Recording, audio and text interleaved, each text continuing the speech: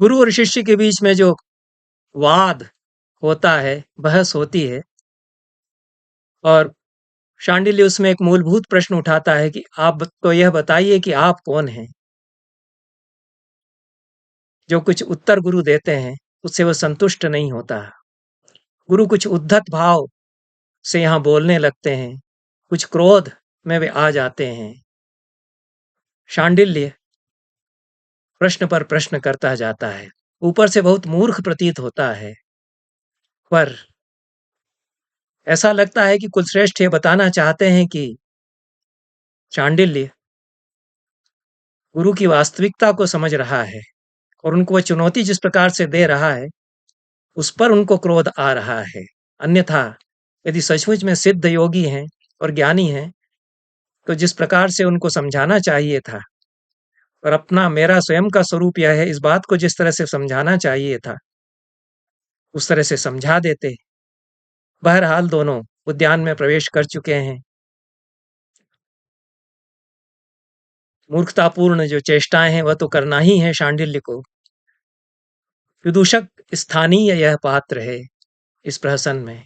और संस्कृत नाटकों में, बड़े नाटककारों के नाटकों में जो विदूषक होता है, वह मूर्ख दिखता तो है, पर सचमुच में मूर्ख वह नहीं होता। कई बार तो सारे नाटक का सूत्रधार वही हो जाता है, जैसा कालिदास के विदूषक हो जाते हैं। और बहुत विचक्षण विलक्षण भी कालिदास के विदूषक हैं अपने आप में। शांडिल्य में कुछ विलक्षणता तो है, उसको सूर्यमोहन कुलश्रेष्ठ ने बारीकी से यहाँ बताने का प्रयास किया है। और सन्यासी के चरित्र में कुछ अंतर विरोध तो है, तो सब कुछ उदात्त भव्य और योग सिद्ध स्वरूप उनका पूरा का पूरा नहीं है, ऐसा वे सुझाना चाहते हैं। एक आधुनिक रंग निर्देशक की दृष्टि है, और रंग निर्देशक को, नाट्य निर्देशक को अधिकार दिया जा सकता है कि वह अपनी व्याख्या करता है, प्रहसन से जैसा वह समझता है उसको उसकी अपनी दृष्टि से वह प्रस्तुत करता है। आगे के दृश्य में जो बहुत नया पड़ाव इसमें आता है कि गणिका प्रवेश करती है, उसको अब हम देखेंगे।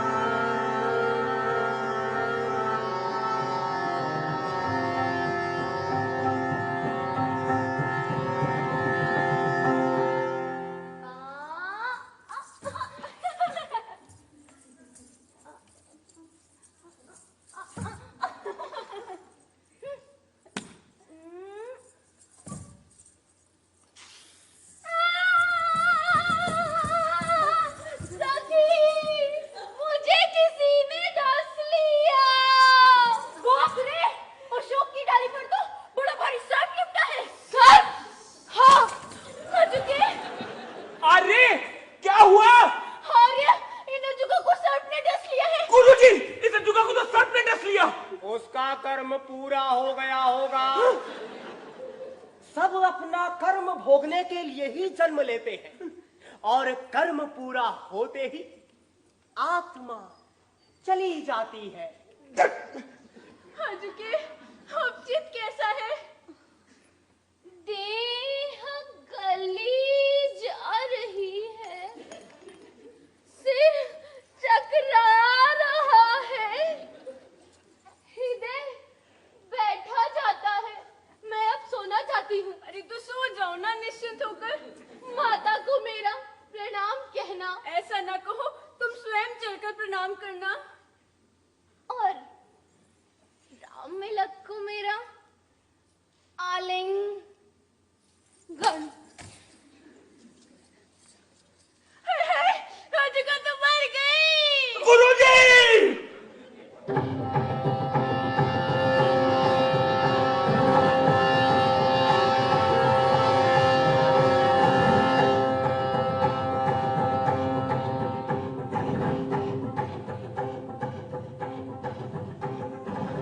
ठीक, प्राण तो हर लिए। अब चलूं। गंगा, नर्मदा, कृष्णा, कांची, कावेरी, ताम्रपर्णी आदि नदियों को पार करके लंका से होता हुआ पवन वेग से यमलोक पहुंच। सामान्यतया जो भगवदज्जुकम किया जाता है उसमें शांडिल्य जो शिष्य है, बटुक है, उसको कम अवस्था का किशोर या युवा दिखाया जाता है।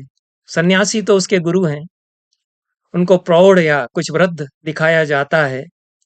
प्रायः भगवदज्जुकम इसी प्रकार से होता है और बहुत अधिक खेला जाता है, संस्कृत में भी, हिंदी अनुवाद में भी, अन्य भाषाओं के अनुवादों में भी, विदेशों में भी यह हुआ है। सूर्यमोहन कुलश्रेष्ठ की जो प्रस्तुति मैं दिखा रहा हूँ वह उनके निर्देशन में भारत में भी कई बार हुई। भारत भवन में हम लोगों ने, जब मैं राष्ट्रीय संस्कृत संस्थान का कुलपति था, भोपाल में भारत भवन में अखिल भारतीय संस्कृत नाट्य महोत्सव अनेक बार किया, प्रतिवर्ष एक बार करते थे। उसमें भी यह प्रस्तुति आमंत्रित की गई थी और अन्यत्र भी लखनऊ आदि नगरों में यह प्रस्तुति हुई है। सूर्यमोहन कुलश्रेष्ठ ने इसमें कुछ प्रयोग जैसा किया है, ऐसा प्रतीत होता है। गुरु और शिष्य दोनों को देखकर लगता है कि शिष्य कुछ प्रौढ़ है और गुरु कुछ अपरिपक्व अवस्था के हैं, कुछ उसके सामने युवा दिखते हैं। यह कदाचित उन्होंने जानबूझ करके किया है। चांडिल्य जिस तरह से यहाँ बात करता है उसमें व्यवहारिक बुद्धि बहुत है, संसार की समझ सूझ भी उसमें बहुत है। दुखी है, दरिद्र परिवार में जन्म लिया है, पर संसार को जानता बीनता समझता है। परिव्राजक भगवान जो है वो हवाई बातें करते हैं और अपने अलग संसार में रहते हैं। कदाचित उस प्रकार से वे प्रौढ़ नहीं है सांसारिक बुद्धि में जिस प्रकार से कि उनका शिष्य है। इस बात को दिखाने के लिए इस प्रकार का प्रयोग कदाचित यहाँ किया गया, ऐसा प्रतीत होता है। और यह बड़ा रोचक संवाद है और जो सवाल जवाब गुरु शिष्य में होते हैं और हाजिर जवाब तो है ही। चांडिल्य यहाँ अपने गुरु की ही बात को काटता भी है, गुरु उसको बार बार सीख देते हैं। यह मनोरंजक संवाद आगे चलता है। दोनों उद्यान में प्रवेश करते हैं। सन्यासी कहते हैं कि भिक्षा का समय नहीं हुआ। वे शास्त्रों के आधार पर बताते हैं कि भिक्षा कब मांगने के लिए सन्यासी को और उसके शिष्य को निकलना चाहिए। जब चूल्हा बुझ चुका हो, जो मूसल वगैरह जिनसे कि कुछ कुटाई होती है वे रखे जा चुके हों, ऐसे धर्मशास्त्र के वचन उद्धृत करते हुए कहते हैं कि तब भिक्षा के लिए निकलना चाहिए। शांडिल्य तो भूख से व्याकुल है, लेकिन विवश होकर के उनके पीछे पीछे वह चलता है, क्योंकि गुरु का प्रभाव है, उनके कारण भिक्षा प्राप्त होगी, तब उसको अंश मिलेगा। दोनों उद्यान में पहुंचते हैं। इसके बाद क्या होता है ये हम देखते हैं। ले जाओ।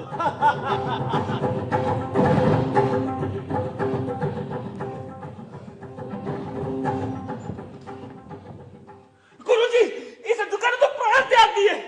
अरे मूर्ख, प्राणियों को प्राण बहुत प्यारे होते हैं। शरीर प्राण को कभी नहीं छोड़ता, प्राण ही शरीर को छोड़कर चला जाता है। अरे धिक्कार है तुम्हें, निष्ठुर, दुष्ट बुद्धि, स्नेही, पापी। शांडिल्य, क्या बकता है? गुरुजी, मैं आपको 800 गाली देना चाहता हूँ। दे, जी भर के दे। नहीं नहीं गुरुजी, मेरा हृदय भर आता है ना। किस लिए?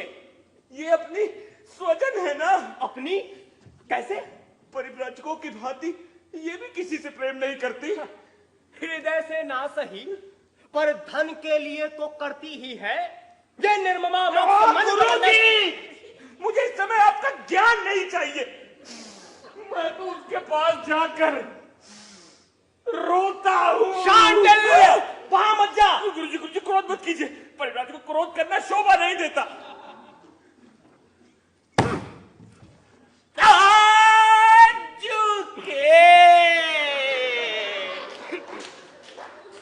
ओ प्रिय,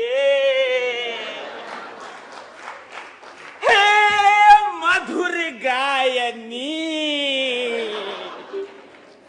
अरे ये आप क्या करते हैं? अरे प्रेम। प्रेम संभव है, साधुओं का सभी से प्रेम संभव है। अरे मैं इन्हें छू लूं? छू लीजिए। आजू के। अरे ये आप क्या करते हैं? पैर क्यों छूते हैं? हाय हाय, मेरी तो मत ही मारी गई। सिर किधर है और पैर किधर, ये भी नहीं सूझता। आजू के जीते जिए रमणी रत्न मुझे ना मिला। आजू के एक काम करूं? अरे कनिका पे नजुका की देखभाल करिए, तब तक मैं जाकर इनकी माता को बुला लूं। हाँ, जाओ, जल्दी जाओ। जब तक इनकी माँ नहीं आती तब तक मैं ही इनकी माँ हूँ। लगता तो दयावान है, अजका की देखभाल अवश्य करेगा। गई, अब जी भर के रो लो। ये क्या करता है? अरे दूर हटो निष्ठुर, मुझे भी क्या अपने जैसा बनाना चाहते हो? अच्छा चल और अध्ययन शुरू कर। क्या गुरुजी, पहले हमें इस बेचारे की कुछ चिकित्सा करनी चाहिए। तो तूने कौन सा वैदिक शास्त्र पढ़ा है? अरे मैंने ना सही, आप भी अपने योग बल का कुछ चमत्कार दिखाइए। ये बेचारा कर्तव्य ज्ञान से रहित होने के कारण परिव्राजक के धर्म को नहीं जानता। महेश्वरादि योगाचार्यों के मुख से मैंने सुना है कि शिष्य के प्रति दया भाव से प्रेरित होकर किया हुआ कार्य दोष रूप नहीं माना जाता।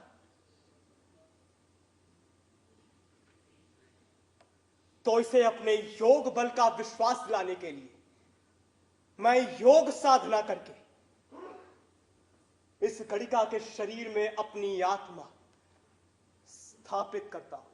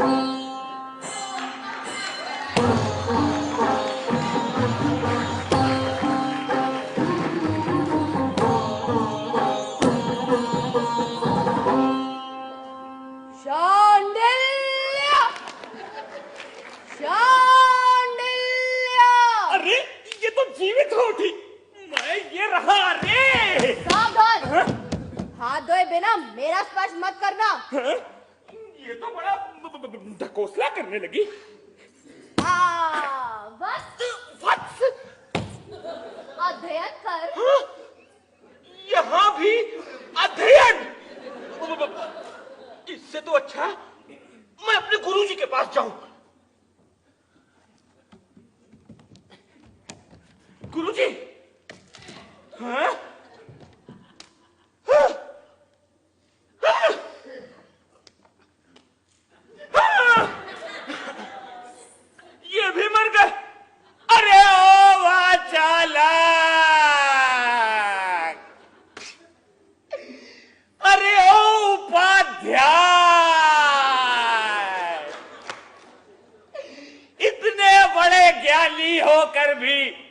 मर गए।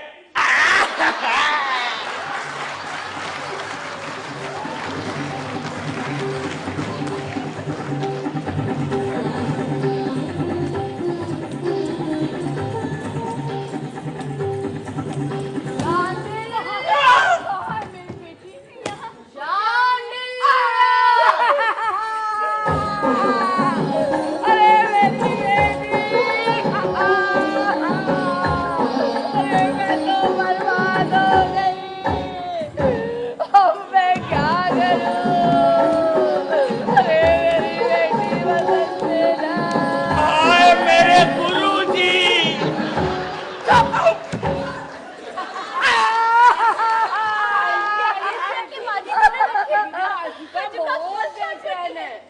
अरे हाँ, मेरा मन तो ये कहता क्या हुआ किस विशालाक्षी के छूना मत मुझे। कोमल कमल के क्या हुआ समान है? दिखती लगता है विष अधिक चढ़ गया। मधुर भाषी मुख का मैं भ्रमर की भांति रखता अच्छे से बैठ। अरे मुझे देखकर ये मुख क्यों फोड़ लिया? हे तन्वी, मंद मंद लहरों के कारण झुके हुए कमल के समान अपने मधुर भाषी मुख को तनिक इस ओर तो फेरो ना। अभी मुझे तुम्हारा मुख थोड़ा सा ही दिखता है, पर ये भी मुझे प्यासे को प्राप्त अल्प जल की भांति आनंद ही देता है। निर्लज्ज, छोड़ मेरा मत। ये क्या है? अरे उठिए उठिए सेठ जी, जब से इसे सर ने डसा है ये इसी तरह का विलाप कर रही है। मुझे तो लगता है कि प्राण निकलने के बाद इसके शरीर में कोई भीषण भूत प्रविष्ट कर गया।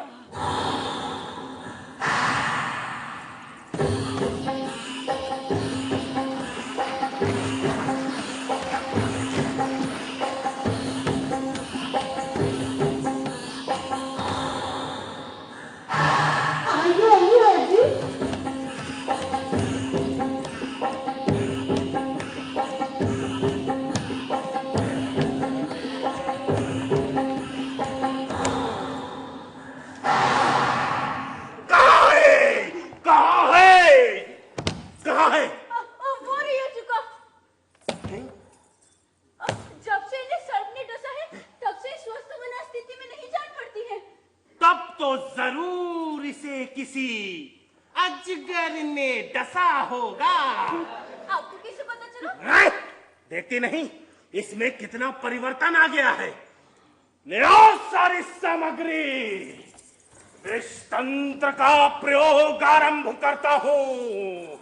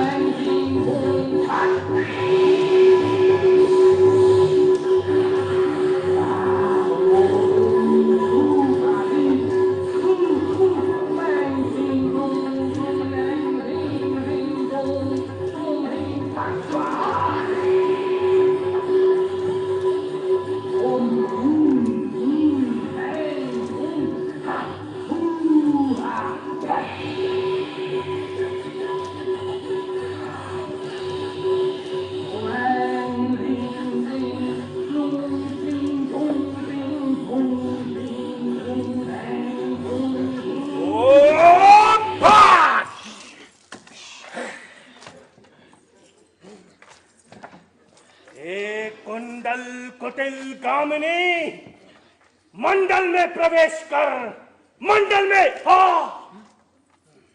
वासुकी पुत्र, रुक जा, रुक जा।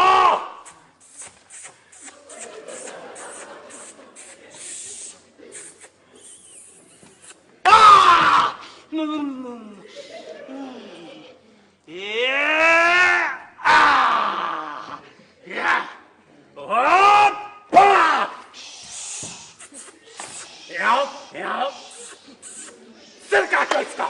हैं? कहाँ है कुल्हाड़ी? मूर्ख वैद्य, व्यर्थ परिश्रम ना कर। तो पित्त भी है, पर देख तेरा पित्तवात और श्लेष कैसे दूर करता हूं। करो वैद्यराज, पूर्ण प्रयास करो, मैं तुम्हें प्रसन्न कर दूंगा। 8 गोलियां हैं और सर्पदंश की औषधि भी। पता नहीं पल भर भी जिएगी या मरेगी। गोली तो घोट लूं।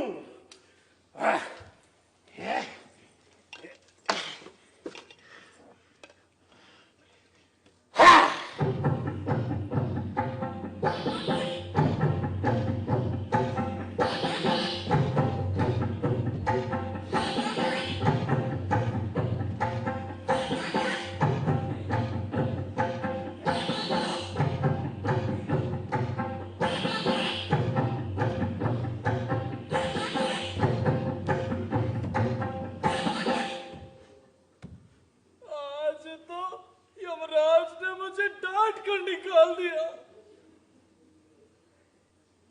ये तो कोई दूसरी वजह से ना निकली।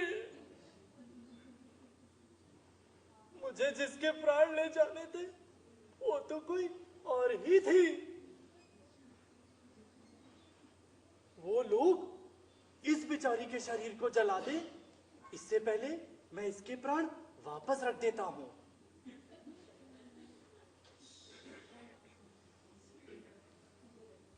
अरे ये क्या? ये तो उठ भी बैठी। इसके प्राण तो मेरे हाथों में हैं और ये जीवित हो गई। ऐसा आश्चर्य तो पहले कभी नहीं देखा।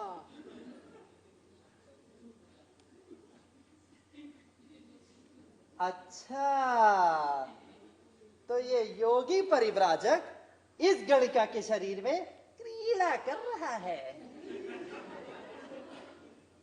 अब क्या करूं? चलो थोड़ी देर के लिए इस गणिका की आत्मा को इस ब्राह्मण के शरीर में रख देता हूं।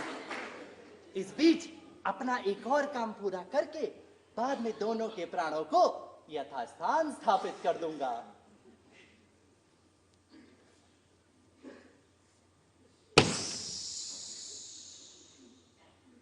लो, इस ब्राह्मण के शरीर में इस स्त्री की आत्मा का प्रवेश हुआ।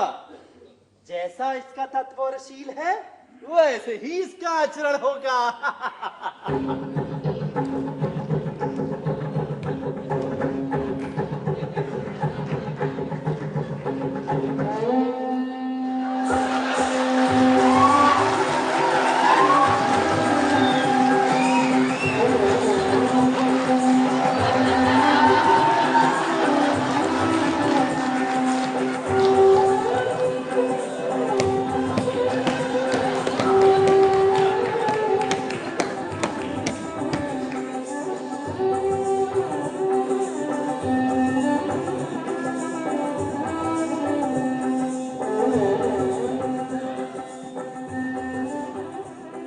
मधुकर के, अरे ओ मधुकर के। अरे भगवान तो फिर से जीवित हो उठे। लगता है अभागों को मौत भी नहीं आती। कहाँ है राम मिलक? मैं अभी तक तो शांत रस और हास्य रस साथ साथ चलते रहे हैं। इस प्रहसन में सन्यासी के प्रवचन में उनके स्वरूप में शांत रस या अथवा शांत रसाभास व्यक्त होता है। शांडिल्य के कथनों में उसकी सारी चेष्टाओं में तो हास्य रस है ही, पर इन दोनों के साथ यहाँ पर श्रृंगार रस का अवतरण होता है।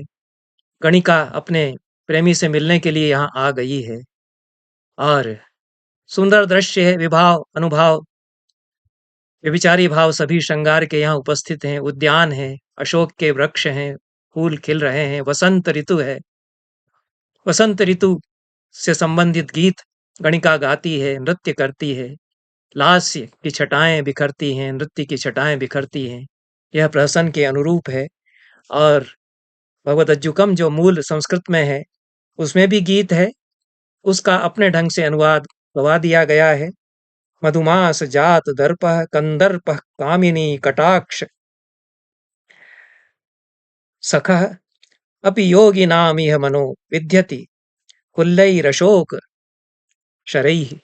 ऐसा आर्या छंद, गेय छंद है, सुंदर ढंग से गाया है। और इसको जितना विस्तार दिया जा सकता है अच्छी तरह से इसको दिया सूर्य मोहन कुलश्रेष्ठ ने। इसके आगे शांडिल्य तो मुग्ध होकर के देख रहा है, अपने गुरु से भी कहता है कि आप भी देखिए क्या सुंदर गीत है। गुरु उसको और डपटते हैं, संसार की असारता का उपदेश दे रहे हैं, गणिका से चिढ़ प्रकट करते हैं, शांडिल्य को अध्ययन करने का उपदेश देते हैं। शांडिल्य उनकी बात अनसुनी करके उस नृत्य को देखने में मन उसका लगा हुआ है, वह उसी तरफ ध्यान दे रहा है। इसी बीच यमदूत आ जाता है और जैसा मैंने बताया आरंभ में, वसंत सेना गणिका के प्राण उसको लेना है, उसका जीव वह लेता है। शांडिल्य तो बिलख बिलख कर रोने लगता है। और तब उसके बाद जो कुछ घटता है वह आगे हम देखेंगे। शांडिल्य! शांडिल्य!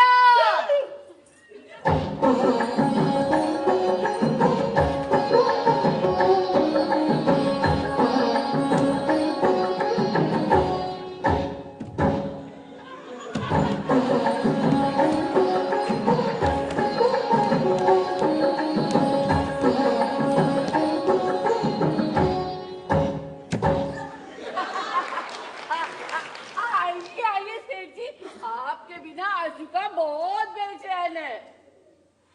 मेरा मन तो ये कहता है कि इस विशालाक्षी के कोमल कमल के समान विकसित मधुर भाषी मुख का मैं भ्रमर की भांति रस पान कर लूं। अरे मुझे देखकर ये मुख क्यों फोड़ लिया? हे तन्वी, मंद मंद लहरों के कारण झुके हुए कमल के समान अपने मधुर भाषी मुख को तनिक इस ओर तो फेरो ना। अभी मुझे तुम्हारा मुख थोड़ा सा ही दिखता है, पर ये भी मुझे प्यासे को अल्प जल की भांति आनंद ही देता है। निर्लज्ज! छोड़ मेरा बस। ये क्या है? अरे अरे उठिए उठिए सेठ जी, जब से इसे सर्प ने डसा है ये इसी तरह का विलाप कर रही है। मुझे तो लगता है कि प्राण निकलने के बाद इसके शरीर में कोई भीषण भूत प्रविष्ट कर गया।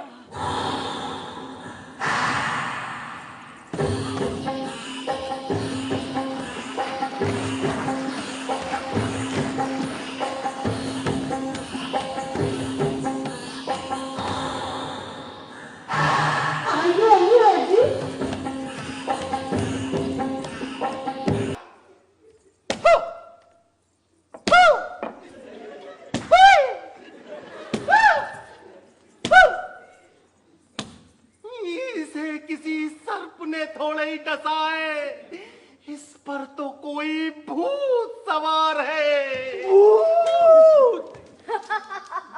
मूर्ख वैद!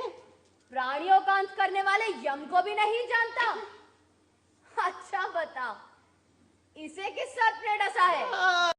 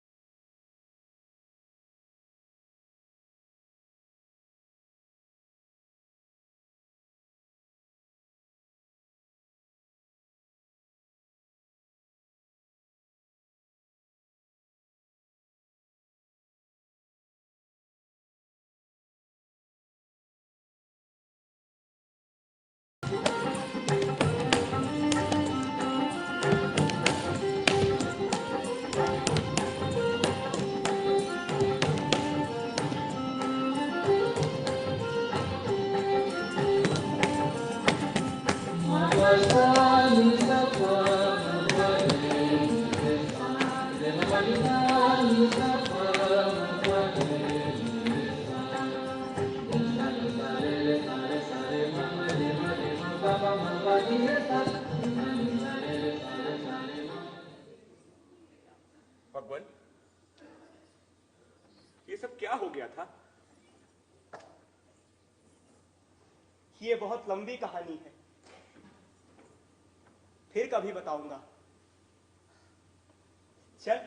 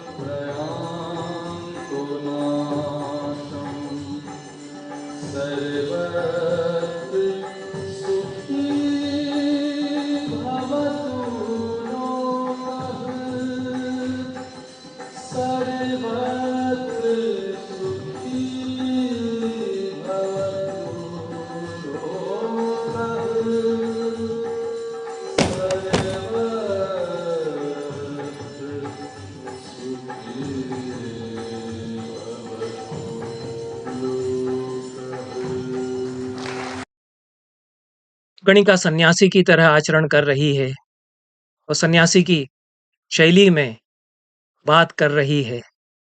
सन्यासी गणिका की तरह हाव भाव दिखा रहे हैं, थिरक रहे हैं नृत्य में, स्त्री की तरह चेष्टाएं कर रहे हैं। भगवद्गीता के प्रणेता यह प्रश्न उठाते हैं कि मनुष्य की पहचान क्या है? क्या शरीर से उसकी पहचान होती है? शरीर के भीतर जो चेतना है उससे वह अपनी पहचान स्थापित करता है, और इस चेतना को कैसे समझा जाए, जाना जाए, यह मूलभूत प्रश्न यह प्रहसन उठाता है। इसीलिए इसकी बड़ी आध्यात्मिक व्याख्या भी प्राचीन टीका में की गई, और जो चाक्यार केरल के मंदिरों में इसका अभिनय करते हैं वे भी इसी दृष्टि से इसका प्रस्तुतिकरण करते हैं। शांडिल्य जो हंस रहा है, नटखटपना दिखा रहा है, बच्चों की तरह बातें कर रहा है, वह इस स्थल पर आकर चकित और स्तब्ध रह जाता है। जब जिस गणिका पर वह मोहित हो रहा था वह उसे गुरु की तरह डपटने लगती है, और जिन सन्यासी से वह चिढ़ता था, बचना चाहता था उनके उपदेशों से, वे गणिका की तरह चेष्टाएं कर रहे हैं। यह उलटफेर जो हुआ है, यह स्थिति का विपर्यास जो हुआ है, उसके द्वारा यह नाटक न केवल अभूतपूर्व हास्य की सृष्टि करता है, यह मनुष्य के अस्तित्व के संबंध में मूलभूत प्रश्न भी उठाता है। सोचने के लिए हमें रंगमंच में दर्शकों को, रंगमंच पर इस नाटक को देखने वाले दर्शकों को विवश करता है, प्रेरित करता है कि क्या हुआ होगा फिर शांडिल्य ने कुछ सोचा समझा या जाना कि नहीं। यह जो विपर्य हुआ है इसको बहुत खूबसूरती से दिखाया गया इस प्रस्तुति में। गणिका के देह में, उसकी काया में जब गुरु का जीव प्रवेश करता है सन्यासी का, तो नाटक के आरंभ में प्रस्तावना में जिस प्रकार से गुरु उद्धत भाव से प्रवेश करते हैं, ठीक उसी प्रकार से वह गणिका का शरीर चेष्टाएं करने लगता है। और गणिका का जीव जब सन्यासी की काया में प्रवेश करता है, तो गणिका जिस प्रकार से ललित हाव भाव कर रही थी, उस प्रकार के हाव भाव, विभ्रम, विलास, विच्छित्तियां वो दिखाने लगते हैं, पर शरीर सन्यासी का है, चेतना गणिका की है। इस उलट फेर से अभूतपूर्व हास्य की सृष्टि होती है। क्या यह हास्य हमें सोचने के लिए विवश करता है? क्या हमें यह मुक्ति के लिए प्रेरित करता है? यह सवाल इस प्रहसन से उठता है। और अभिनवगुप्त की व्याख्या यदि स्वीकार करें तो हास्य रस भी मुक्ति का दर्शन प्रदान करता है। बहुत बहुत धन्यवाद। नमस्कार।